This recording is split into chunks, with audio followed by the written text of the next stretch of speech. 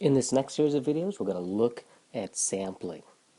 And as we talked about in the prior videos, the whole purpose of all of this statistics and study design is to examine relationships between events, namely between exposures and outcomes, causes and effects, looking to see if one thing, like getting lung cancer, is dependent on something else.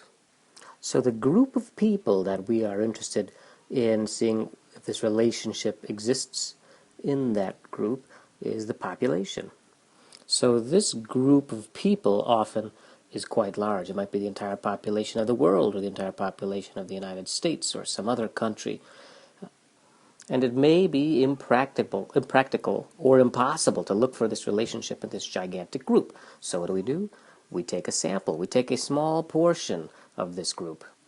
And this smaller group is probably a much more manageable number in which we can look for that relationship. So now, the question becomes, how do we pick? How do we pick which one of these people we're going to put into our sample?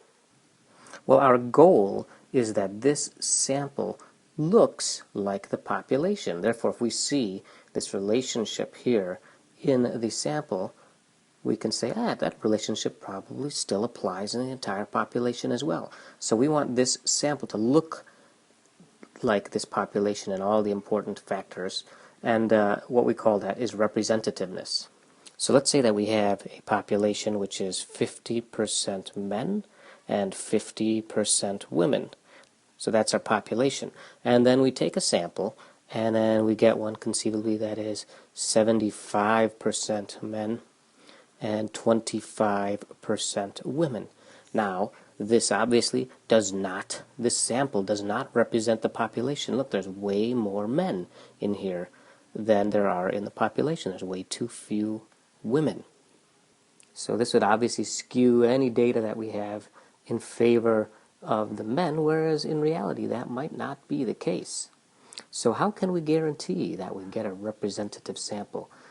Well, we can't guarantee it, but we can increase the odds of it, and that's what we're going to talk about in these next few videos. The first thing that we're going to look at is probability and non-probability samples. So in probability samples, we look at the entire population here, and everybody has a chance, a non-zero chance of being included in the sample. And we could calculate the probability of that chance, and there's some element of randomness in who gets selected. Now, the one thing I want to say is, even though everybody has a chance, we're not saying here that everyone has the exact same chance. Now, the fact that there is an element of randomness here allows us to use inferential statistics and descriptive statistics, but that inferential statistics is the key part, the powerful piece of this. Now, conversely, a non-probability sample is not going to meet those criteria, so there might be someone who has no chance of being included, or we can't calculate it, or there's no element of randomness. And so what this does is it makes us unable to use inferential statistics. We could still do descriptive statistics, things like reporting on the mean, the median, the interquartile range, the standard deviation, but we can't do those things that let us make assumptions, like what is the probability of this happening. So there are different kinds of probability samples, and we'll go through all of these. Unfortunately, most of them have the initials SRS.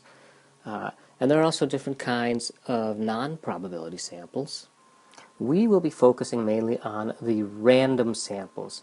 Now, one point of order I want to make, and that is that randomness does not automatically guarantee representativeness.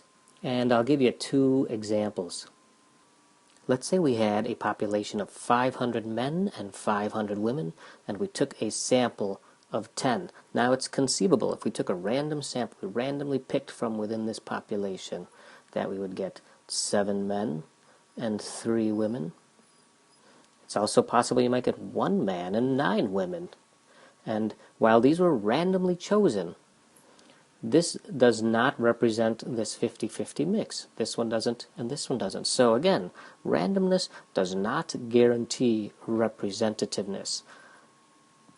Now, we can improve our chances by taking a bigger sample size. Let's say instead of taking a sample of 10, we took a sample of 100. So the chances of getting 70 and 30, it's much less. You're probably going to get something more like 54 and 46. And the chances of getting 10 and 90, that's pretty slim as well. So the bigger the sample size, the more likely that you're going to have that randomness is going to lead to representativeness. But it doesn't necessarily guarantee it. The other place that I always see this is when I set my MP3 player to shuffle mode. Now I've got 13,000 songs in there. It could play straight for 41 days and not play the same song twice. Yet it always seems to pick songs by the Beatles. And the Beatles probably consist of 1% of my collection. It is picking it randomly. It's just not making a representative sample. But if I were to let this play out over days and days, I would find that it probably, and that thereby increasing my sample size, I would note that it would probably be more representative. So this is our quick introduction to sampling. Now we'll look at examples of some of these in the next few videos. Okay, see you there.